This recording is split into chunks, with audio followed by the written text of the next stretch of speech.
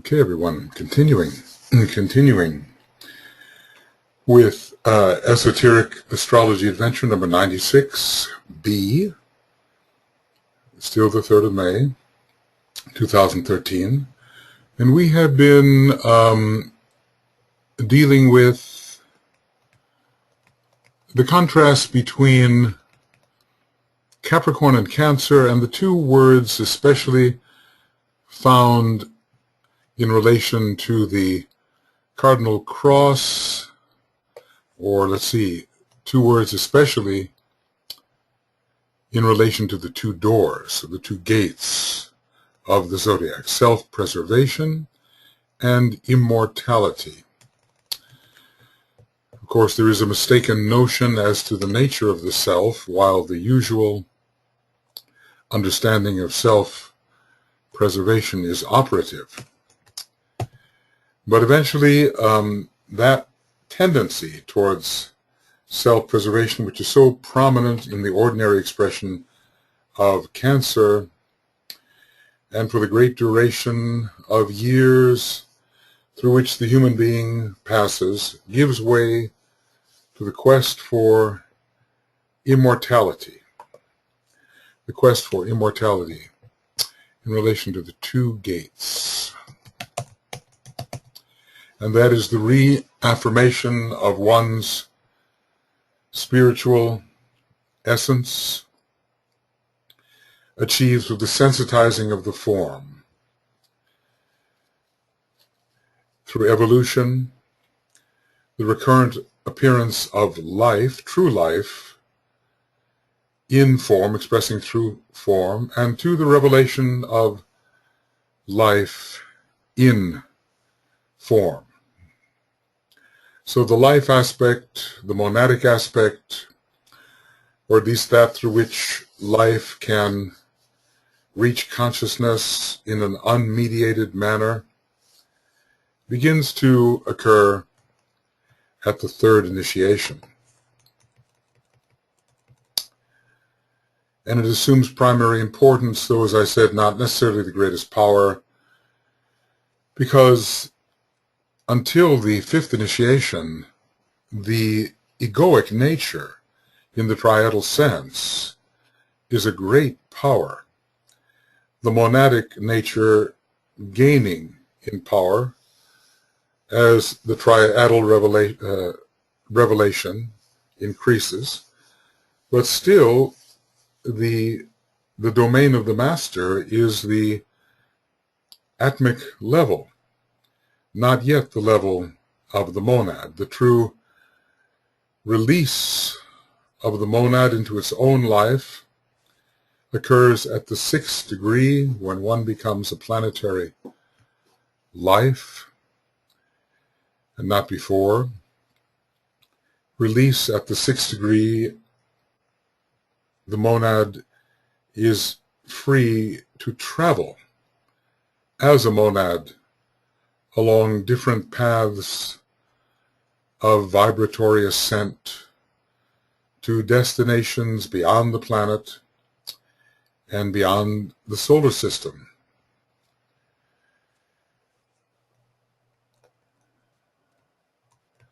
So let us say that all of this begins to be intimated at the 3rd degree, but real monadic life does not begin until the 6th degree,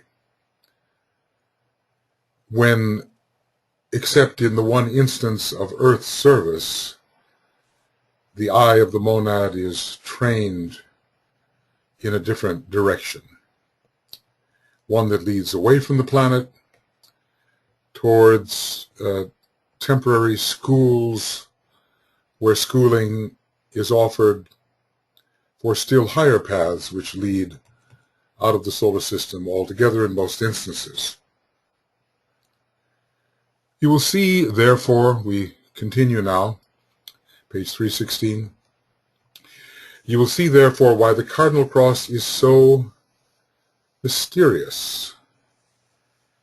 It has so much to do with levels of life of which we have no real comprehension. we barely understand the consciousness of initiates who are on the levels of the fixed cross, the higher levels of the fixed cross. And perhaps the understanding of the fourth degree initiate really escapes us. Suffice it to say, the creative life of the solar logos and of the planetary logos takes place upon the Cardinal Cross, and beings still greater than they are find their position upon the Cardinal Cross, though we would have to say this does not go on forever, because the beings of which we are speaking have to be conditioned by our zodiac of constellations.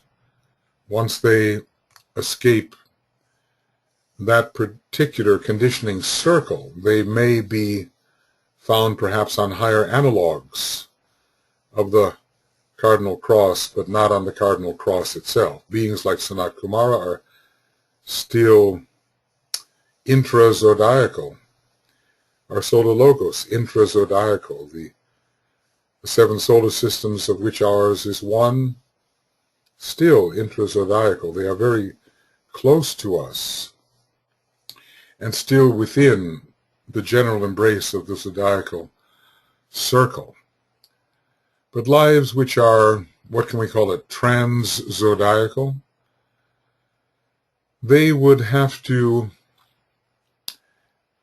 find their expression on something other than what we call the three crosses, because they've, in a way, gone beyond the influence of the four constellations that represent our Cardinal Cross. They are beyond the influence of the zodiac altogether. So that which lies beyond the influence of the zodiac cannot be said to be on any of the crosses. But since the circle of the zodiacal constellations is the heart and the head center of the one about whom naught may be said, we can say that thus the major head center of that being, if we go back and talk about the 12 major petals in the head center of a man as being the major center, then we can see that lives within the ring past knot of the one about whom naught may be said can still be found upon the Cardinal Cross. And many Mahamanvantaras separate us from such beings, even from such a being as the Planetary Logos, who long ago was in a condition of being an expression that the Master is now, we are told. So he's saying, you will see therefore why the Cardinal Cross is so mysterious, also why both Cancer and Capricorn are so little understood by modern astrology, and why, in the last analysis, only the initiated sons of God can grasp the significance of the four signs which comprise the Cardinal Cross, and here we have to say minimally of the third degree, why only initiated sons of God can grasp the significance of the four signs which comprise the Cardinal Cross, or understand the relation which exists between the four major divine energies. Divine, you kind of wonder whether this is relating to monadic levels of the great one about whom naught may be said, where I suppose that's found, those levels are found upon the cosmic, monadic plane, or perhaps beyond. Because we have to differentiate between the plane as an area of expression for a particular being or group of beings, and a plane as the focus for the monad of that being. For instance, will we actually find the monad of the solar angels on the cosmic physical plane when they have already journeyed on various paths, including the path to Sirius, when they have already been, in a way, liberated onto the cosmic astral plane? Maybe not. And maybe the monad of these beings is to be found on higher cosmic planes. Similarly, although we have something called the cosmic monadic plane, it doesn't necessarily, let us see, where is that? Let's take a look here. It doesn't necessarily mean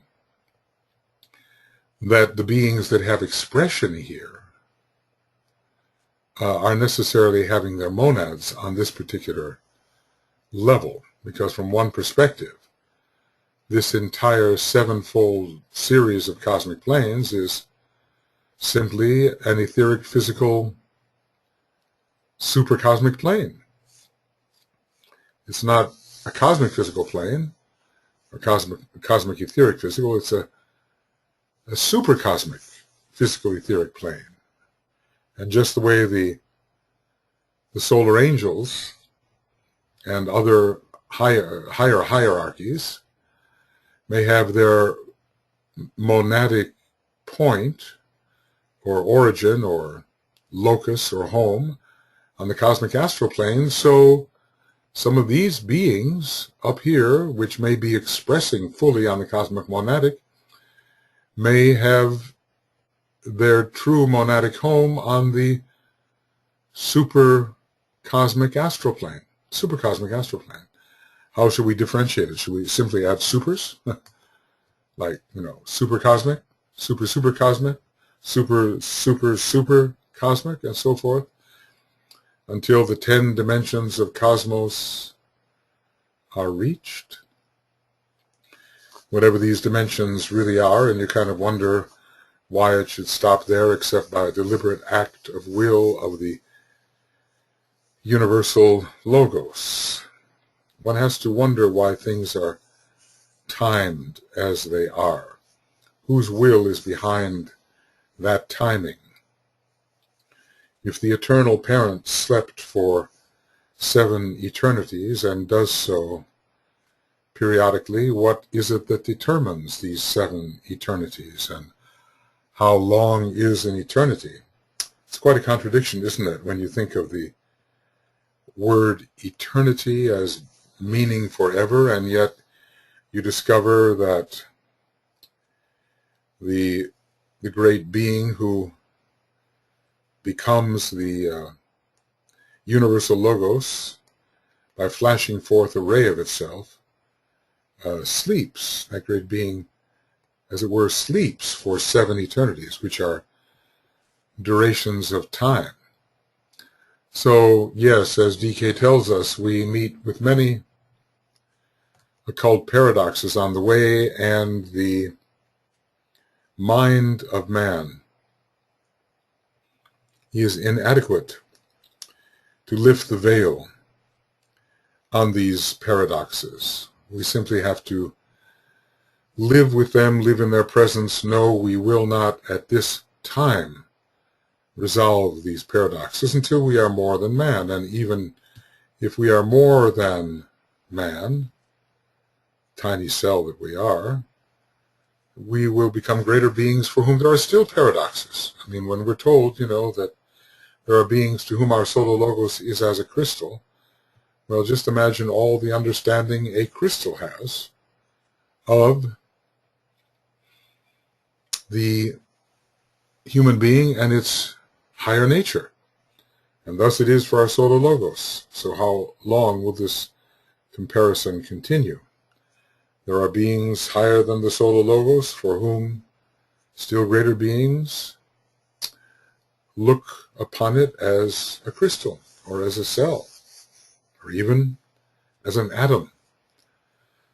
So the scope of things is unimaginably great. And when I say unimaginably, I have to mean that word because it's beyond the scope of our imagination to understand these kinds of beings in what we call cosmos.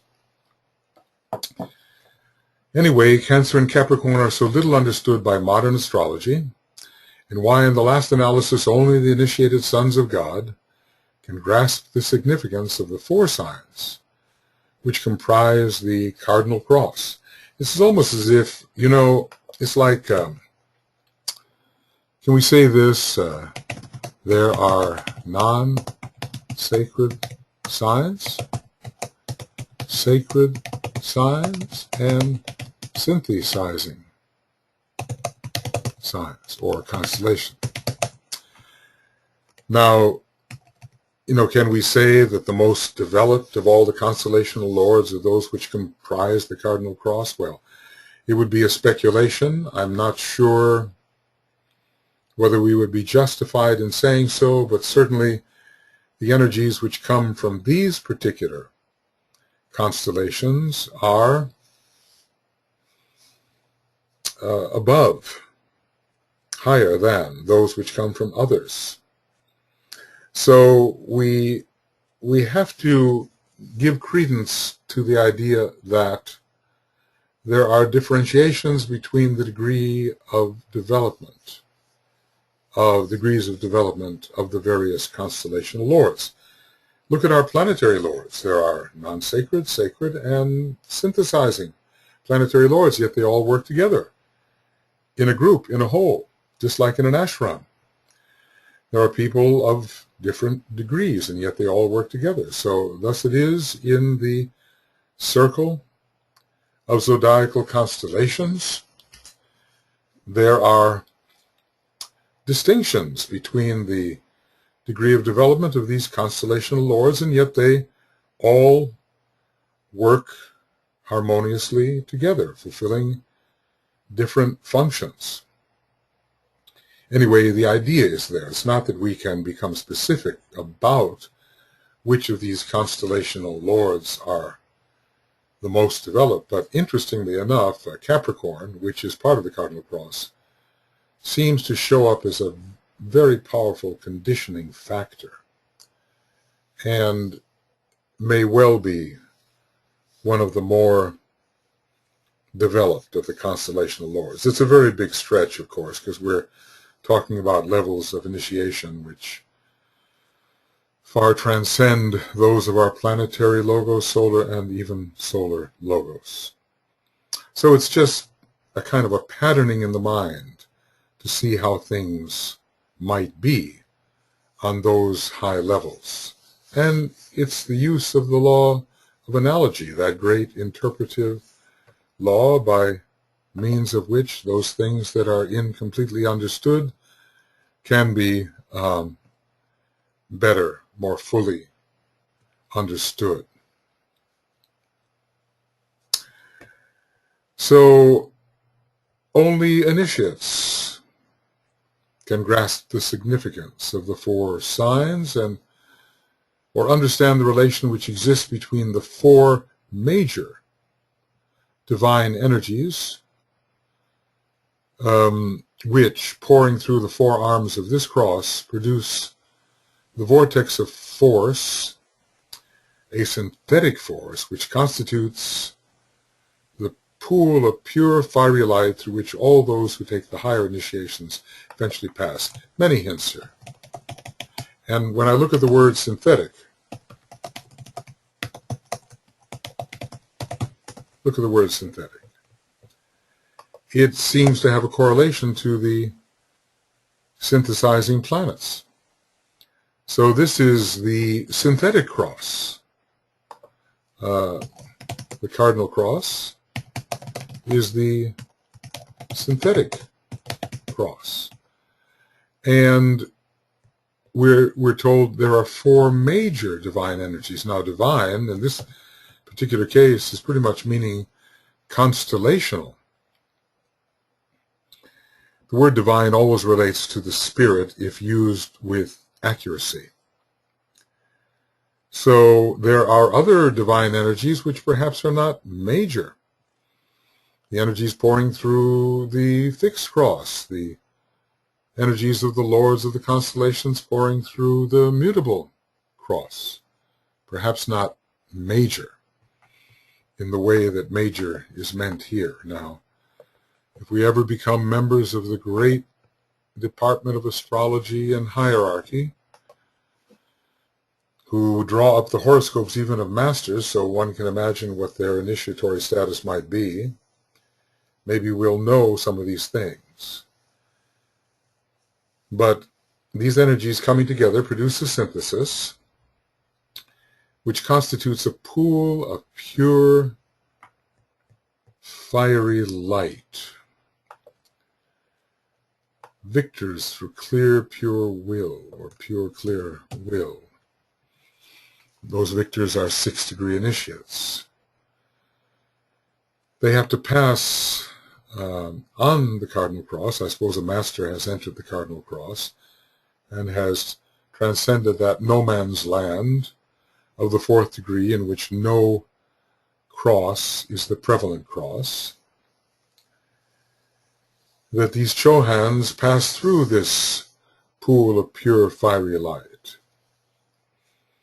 produced by the Cardinal Cross. And again, it is the cross of spirit, the cross of the higher will, and I suppose regardless of what cross the horoscope of the very high initiate may show as present, they can be born perhaps mostly in fixed signs or immutable signs, the energy of the Cardinal Cross will still predominate in their lives. Like people of our nature are supposed to be, regardless of what our horoscope may show, on the fixed cross, because we are attempting to understand what the soul is and to become the soul.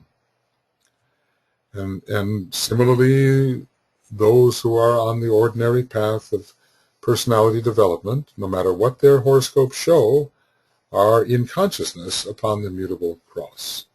So we see there is a distinction between what the horoscope may show and the cross of consciousness being upon which the human being may find itself. All right. Looking further. Those taking the first 2 initiations must tread the path as it passes through the burning ground. Now you kind of wonder whether there isn't some kind of burning ground between all initiations, because DK says that each burning ground is clearer and colder, and he's saying that in the context of studying Rule 1 for those who have already passed beyond the 3rd degree. But perhaps the burning grounds are dissimilar in what is burning and the way they burn and what is accomplished.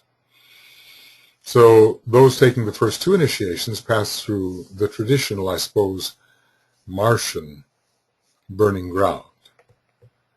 Perhaps more a Martian burning ground. Those taking the higher initiations have to plunge into the sea or pool of fire, which is essentially the fire of God, as it has been cleansed from every aspect of the material form through a complete purification of desire. This type of fire seems to be more subplane of the material plane. Okay. This type of fire seems to be more than solar fire. This plunge,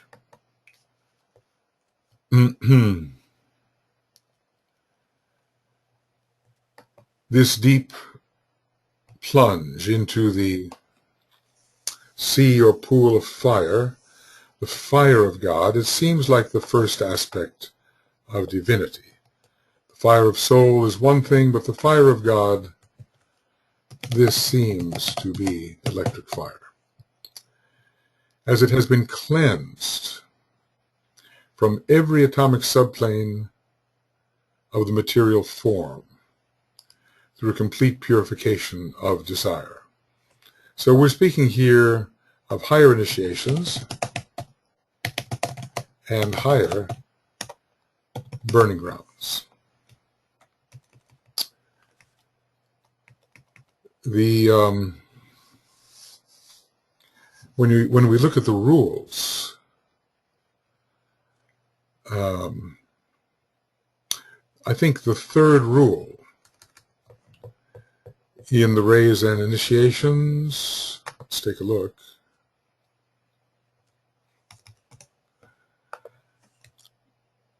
We begin to get the idea of this kind of fire. We are to know that God is fire.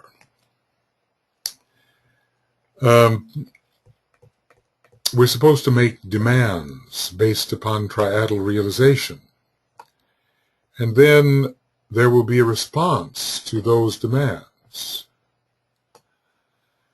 When the demand and the response are lost in one great sound, move outward from the desert, which is I think the lower 18 subplanes, leave the seas behind, and we can even look at this as some of the triadal levels and know that God is fire, atmic, monadic. So we are now talking about a fire which essentially is higher than solar fire. So each burning ground, let's see if I can find the quotation, it's important. Each burning ground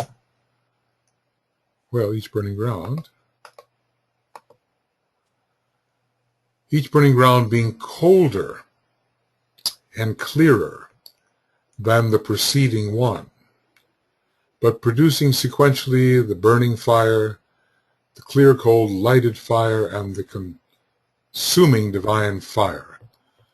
Clearly, we are dealing here with three aspects of fire.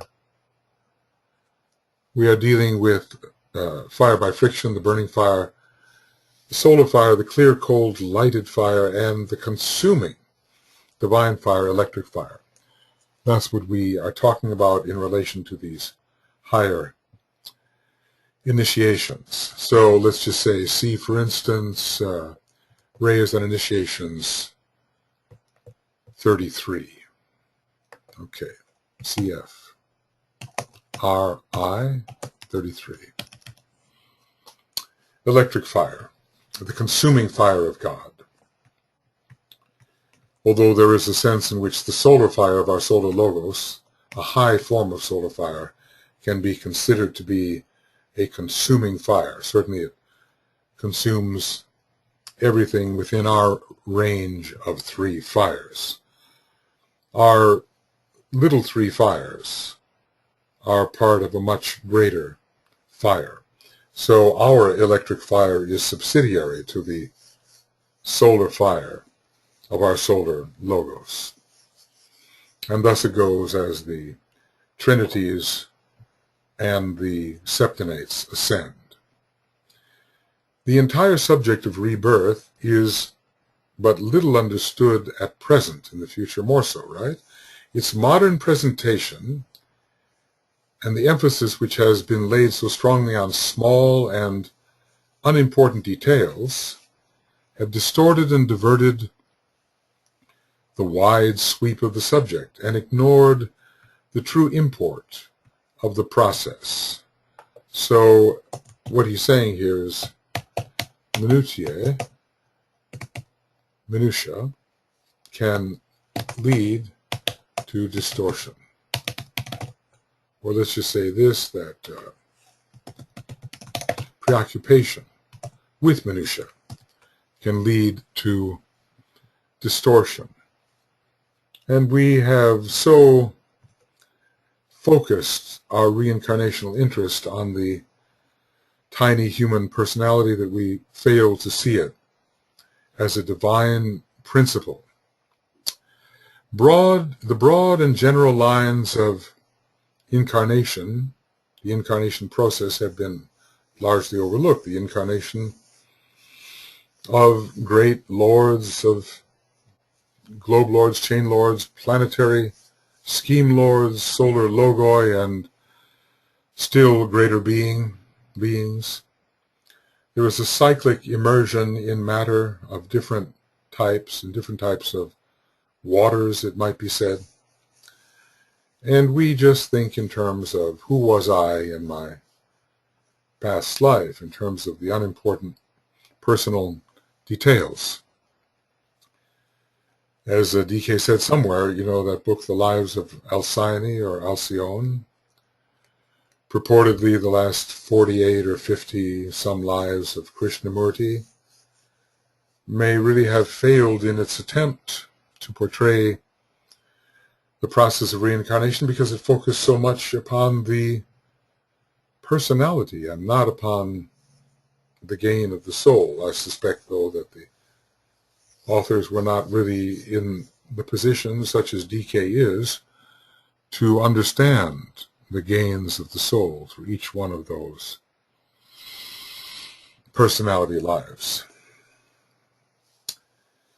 So the broad and general lines of the incarnation process have been largely overlooked in the debate as to the length of time a man is out of incarnation, and in the consideration of foolish items of unproved and unprovable information, and in the puerile reconstruction of the past lives of theosophically inclined people, none of them based on any truth. The real truth and the real beauty of the theme have been lost to sight. We have emphasized so many secondary and tertiary factors which, as he says, are not proved and cannot be proved. I suppose, given ordinary means, and for those who could perhaps prove, it would be not worth the expenditure of energy. So it's a bit of a childish approach to reincarnation, childish, puerile, and baseless, without foundation. That we have had past lives, we do assume to be a truth. But to locate them with accuracy and to see what was the true gain of the soul, well, this may take more time, more research. Cancer is one point of the watery triplicity with Pisces and Scorpio, right? And the symbolism which underlies the three water signs is most interesting in one particular direction. These are important signs when it comes to discipleship. You have, as you know, the crab, the scorpion, and the fish goddesses of the sign Pisces. You kind of wonder whether these are not our souls going forth into matter and becoming identified with and as matter for a long period of time, becoming in bondage to matter and trapped by matter. In ancient Lemuria, the symbol of Pisces was a woman with the tail of a fish. And of this symbol, the legendary mermaid is the memory. Well, I think, what are we talking about here? Are we talking about Pisces? Let's just see. Yeah. Cancer is one of the signs of the water triplicity, and the crab, the scorpion, and the fish goddess is the sign Pisces. Unless we're talking about Cancer, I don't think so. In ancient Lemuria, the symbol of Pisces, of course, it says so directly, was a woman with the tail of a fish. Now, interestingly enough, the very first Sabian symbol in those psychically derived series of 360 symbols is a woman who has risen from the sea and a seal is clinging to her legs and trying to pull her back. I think the woman is standing on a rock, which represents land and the material plane and emergence from the ocean of the psyche. And there is an attempt to pull her back. So this symbol of Pisces is showing a pretty strong connection with the very first Sabian symbol, representing Aries. So the mermaid is the legendary symbol of Pisces. I know a little Pisces who loves mermaids and is convinced of their reality. It was only in late Atlantean times, when the conscious sense of duality was becoming present in the minds of advanced humanity of the period, that the woman part of the symbol was dropped altogether, and the two linked fishes took the place of the fish goddesses. So Atlantis did produce later the emergence of the mind. And the woman, who is in this case the symbol of matter, was dropped from the symbol of Pisces. And we had the idea of the pairs of opposites, because there was a conscious sense of duality, the higher and the lower aspects of man coming to focus. And this must have meant that among advanced humanity, the second tier of petals was in process of development, because it is in this second tier of petals of the egoic lotus that we learn the reality of the pairs of opposites. So just as the rider, the horse, was separated from the rider, and eventually the rider himself was dropped from the Sagittarian symbol, so we have here a condition of abstraction in which the concrete, more concrete aspect of the sign represented by the woman is dropped, and the fishes remain, which are the consciousness within the personality realm and consciousness within the so-called soul realm. There is also consciousness, of course, within the monadic realm, but when we're dealing with the realm of duality, we have to handle that first before we enter into the realization of a triplicity which includes the spirit. You have, therefore, the crab, the scorpion, with the sting in its tail. It's almost like the past can sting you because the tail represents the past. Represents the past. And the fish. These are the three aquatic or semi-aquatic animals. The crab really does have to do with water, so does the fish, but the crab works partially on the land, and the scorpion is more a land-going creature. So one fully of the water, one fully of the land, and one partially of land and partially of water. The slow-moving crab, and this is such an important sentence, identified with its dwelling place and carrying its house upon its back. Well, our vehicles are our dwelling place, and we are identified with our dwelling place. We are identified with our vehicles. Let's just say, so many afflicted by the mass consciousness are identified with the personality as a dwelling place.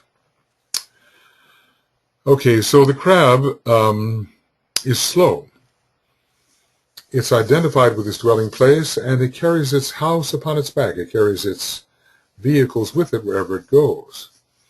It lives upon the land, the physical plane life, and also in the sea, the life of the emotions. And that pretty well describes the irrational nature of man, because the mind has not yet entered into the process in any significant or directorial way. The scorpion, however, is rapid in movement, deadly in its effect. What did we talk about? Directed effort. Deadly in its effect upon men around it, and many scorpions are deadly in their effect upon the human beings that surround them, and is a creature of the land. These are all related to the water signs, right? It is also the symbol of the transformed crab.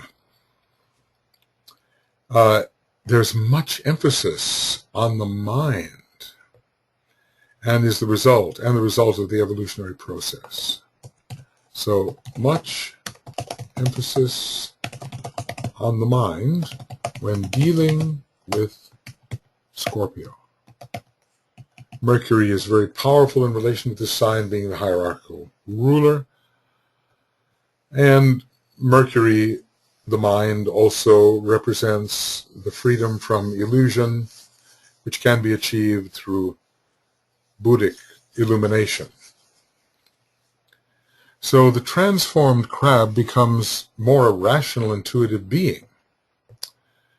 The physical, emotional crab becomes a rational, intuitive being in Scorpio,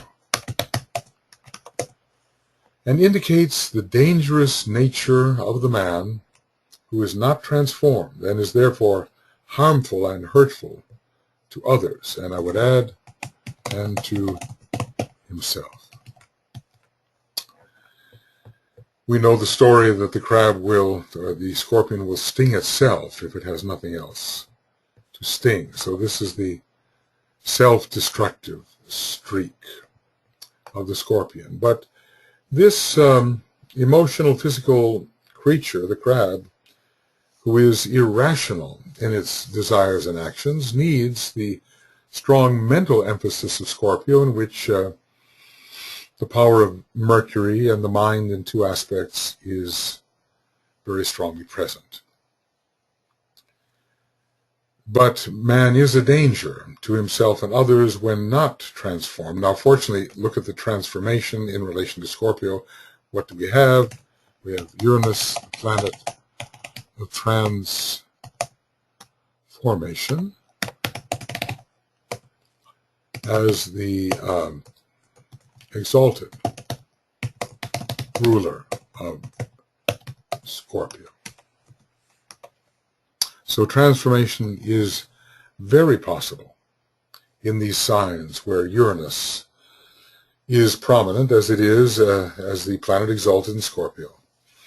So Aries and Libra and Leo, Scorpio, Aquarius. These are all planets where there is a power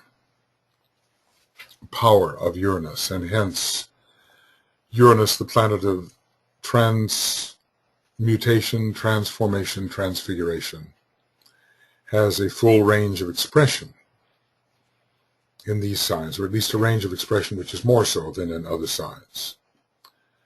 And the fishes indicate the man from whom the symbol of materiality has been taken by the removal of half of the original symbol. In other words, as stated, the woman is now missing. The fishes indicate the man from whom the symbol of materiality has been taken. He is definitely seeking to live within the higher of the pairs of opposites, represented by the higher fish, thus indicating freedom from matter, and in the beginning it was not so. For Pisces, we had, what do we have? Go for into matter. For Pisces, we had go forth into matter, and so the woman was very much there, and the souls who went forth into matter were as fish goddesses who had to leap from out their element, become flying fish, as it were, and achieve their freedom. The three water signs give us, therefore, a brief and symbolic history of man's growth and true personality development. We have spiritualization coming to man in Pisces.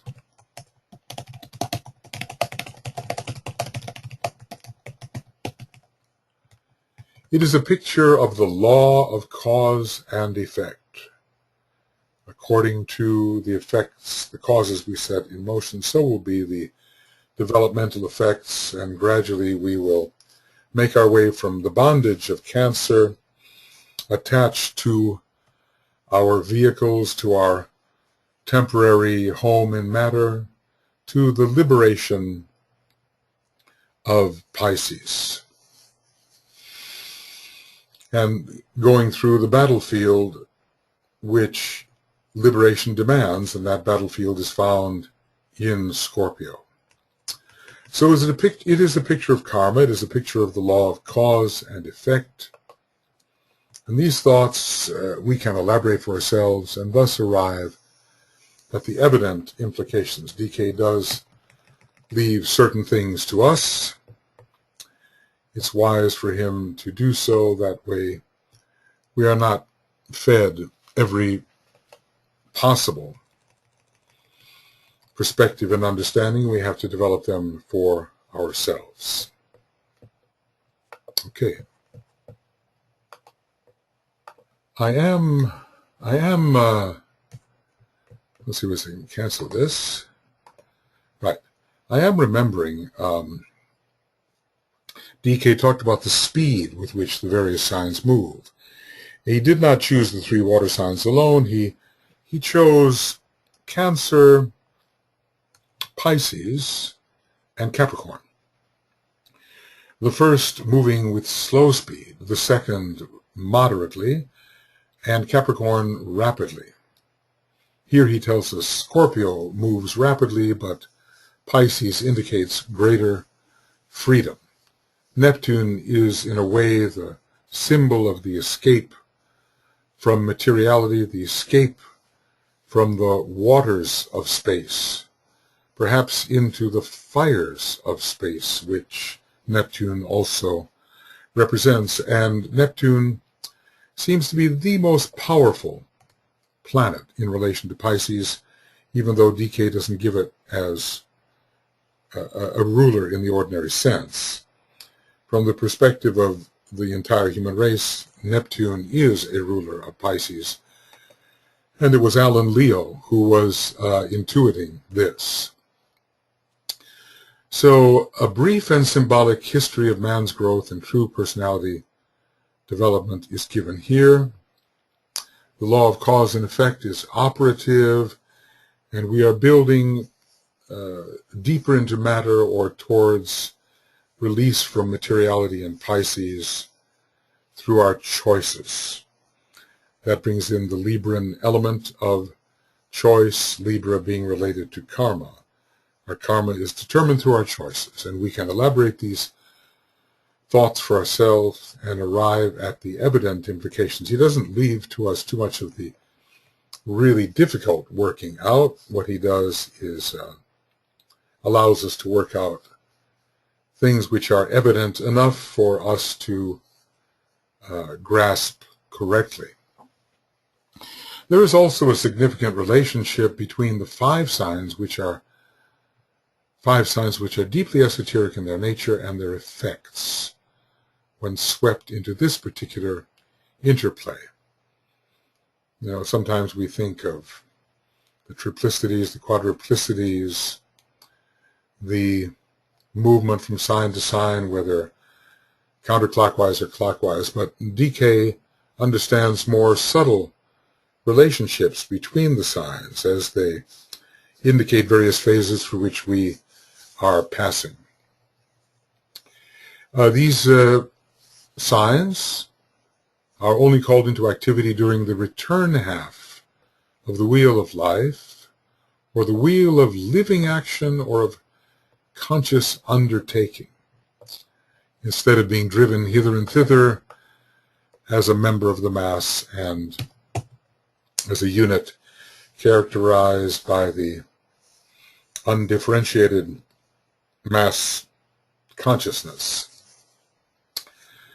So we are dealing with the returning half when the man is upon the fixed cross, or attempting to live as a soul, and is on what he calls the second return half of the wheel of life. But I might wonder whether it's really a half, because when you kind of look at how slowly things start and continue in relation to the third aspect, we find the preoccupation with the third aspect and the mutable cross taking up by far the greater length of time involved in human evolution. This name is given to the wheel as it turns anti-clockwise from Aries to Pisces via Taurus. This is the best way that he has of describing it. The wheel of living action, or of conscious undertaking, not just of instinctual response, but of true conscious undertaking. This fivefold relationship is only established upon the path of discipleship. So this is definitely a fixed cross relationship, because discipleship, real discipleship, only occurs upon the fixed cross, and is brought about by the esoteric linking. Watch those adjectives. Esoteric linking of 5 signs in a row, Taurus not included. Let's just say 5 of the 6 negative signs. When I say negative, I mean either earth or water: Cancer, Virgo, Scorpio, Capricorn, Pisces, on the path of discipleship. And note that there are 5. Note 5 signs relating to the fixed cross and the fivefold soul nature. So different stages on the path of discipleship are probably connected with these 5 signs. In the future horoscopes of disciples, this significant interplay of forces will be recognized as dominating the chart at a particular and peculiar stage of discipleship. He seems to be leaving it to us to decide which stage of discipleship this may be. And I suspect that it is not so much the third degree, as found more around the second degree. In this case, disciples will be born in or under,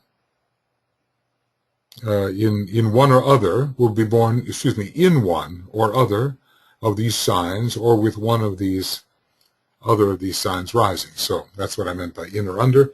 When you're born in a sign, it's the sun sign. When you're born under a sign, it is the rising sign. So we don't have to have all of the signs visible in our chart in order to be at this stage, but perhaps one of them will even be sufficient, and we have to know about the esoteric linking. The moon is definitely involved. Interesting how the moon rules the first, esoterically rules Virgo, falls in Scorpio, and is in detriment in Capricorn, and in general conditions the waters with which Pisces is associated. So the overcoming of the personality, its purification, its elevation, the rendering selfless of the personality. Let's see. Around the time of the second degree, we have the importance of Venus, Jupiter, and Neptune. We do see Neptune involved in 3 of the signs: Cancer, Virgo, where the moon, the esoteric moon, veils Neptune, and Pisces, where Neptune has a special significance. So there's kind of a moon-Neptune connection here. A moon-Neptune connection. And we are overcoming the realms of the irrational nature of man, ruled by the moon and Neptune, and stepping into a clarification of the mind.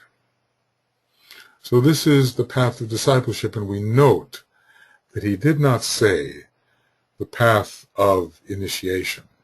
This will help us somewhat understand. And sometimes when dealing with the path of discipleship, he really means the path of accepted discipleship, in which Mercury and Saturn are of great importance. Mercury is certainly both the exalted planet in Virgo and the ruler. Orthodoxly, it is the hierarchical ruler of Scorpio. Saturn is the orthodox and esoteric ruler of Capricorn. So Mercury is also involved here as well. Okay, Mercury also involved in the training of the mental polarization in the disciple, the training of the disciplic mind, which helps overcome the allurement of Mercury and the moon. Inclining to lead a man into glamour is the overcoming of glamour, seems to be involved here. So in these cases, or in this case, disciples will be born in one or other of these signs, or with one or other of these signs rising. And you can question yourself whether you are found here as the kind of disciple DK indicates at the stage at which he hints. Now what I'll do here is, this is the end of Esoteric Astrology Adventure 96 and B. And let's see what page we're on. We seem to be on page 318. It's a slog, isn't it? A couple of pages at a time, as if forever.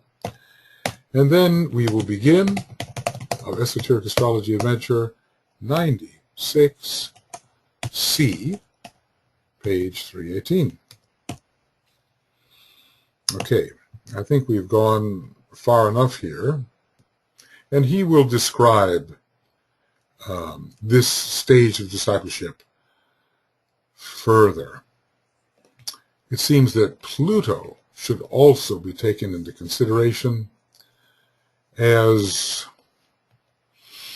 it rules both Scorpio and Pisces. So Mercury also involved, and let's put that down. Pluto also involved. Okay, and we will go on in just a few moments, beginning Esoteric Astrology 96C, page 318.